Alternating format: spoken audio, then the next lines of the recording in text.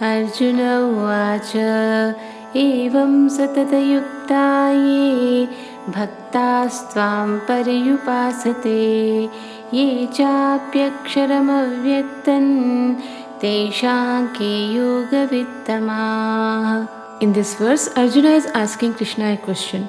He wants to know which kind of devotee is better, the one who worships a personal form of God or the one who focuses on the formless, invisible aspect of God.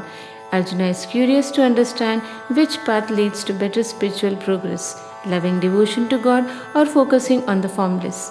This verse teaches us that there are different ways to connect with God, and Arjuna is trying to find out which one is the best for true wisdom. Shri Bhagavan Vacha Mayyaveśya Mano Yeman Nityayukta Upasate Shraddhaya Parayopetas Te Me Yuktatama Matah. In this verse, Lord Krishna answers Arjuna's question. He says that the best way to practice devotion is to keep the mind focused on Him. Krishna explains that those who worship Him with deep faith and stay connected to Him every day are the best in yoga, the path of spiritual practice. This verse teaches us that loving God and thinking about Him all the time with full faith is the best way to grow spiritually. It shows that true devotion comes from a strong heart and a mind fixed on God. Ye tvaksharamanirdesyam avyaktam parayupasate sarvatra gamachintye cha kutastha dhruvam. In this verse, Lord Krishna talks about another type of worship. Some people do not worship a visible form of God. Instead, they focus on the formless, invisible aspect of God, which cannot be seen or described.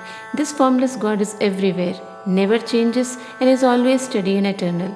This verse teaches us that some people prefer to think of God as something beyond what we can see or understand, like a force that is always present but cannot be imagined.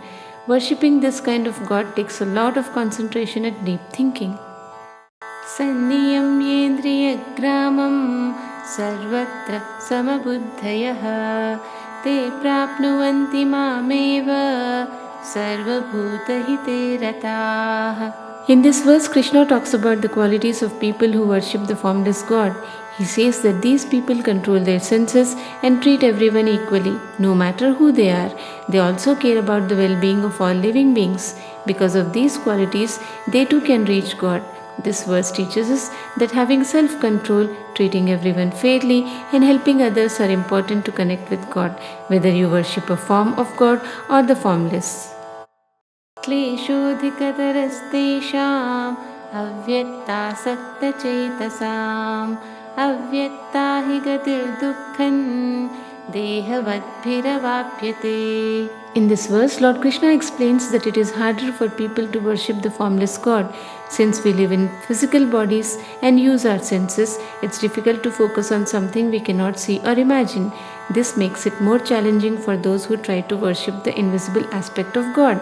This verse teaches us that worshipping the formless is a tough path because humans naturally connect more with things they can see or experience. It takes a lot of effort to focus on something that is beyond our senses. Ye tu sarvani karmani mai sanyasya matparah ananyenaiva yogena Mandhyayanta upasate. In this verse, Krishna talks about the people who worship Him with full devotion. These people offer all their actions to God and think of Him all the time. They meditate on Him with complete focus and don't let their minds wander to anything else. This verse teaches us that the best way to connect with God is by dedicating everything we do to Him and always keeping Him in our thoughts. When we love God with full concentration without thinking about anything else, we grow closer to Him. Teshamaham samuddharta mrityu samsara sagarat bhavami nachirat partha In